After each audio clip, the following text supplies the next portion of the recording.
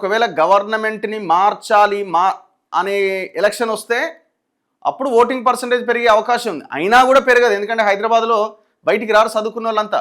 ఈ ఓట్లు వేసేదంతా చదువుకోని వాళ్ళు, నిరక్షరాస్యులే ఎక్కువగా, కొంత సమాజం మీద అవగాహన ఉన్నోళ్ళే.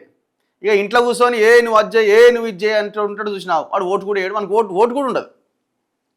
సో మొత్తానికి పోలింగ్ పర్సంటేజ్ చూస్తే 2009లో జస్ట్ 52% పోలింగ్ నమోదైంది.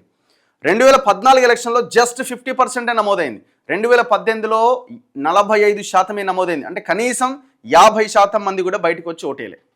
2023లో అయితే 47% ఓటు పోలైంది.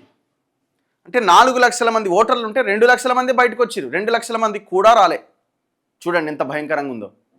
ఈసారి ఇది బై ఎలక్షన్ కాబట్టి అన్ని పార్టీలు మొహరిస్తాయి కాబట్టి ఈసారి 47 కాస్త నేను అనుకోవడం 57 అవుతుందో 55 అవుతుందో గంతే.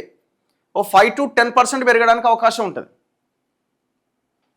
అంటే ఓట్లు వేసే ఈ 2.5 లక్షల మంది అనుకుంటే అందులో ఒక 40% ఓటు సాధించిన వాళ్ళు గెలుస్తారు గంతే.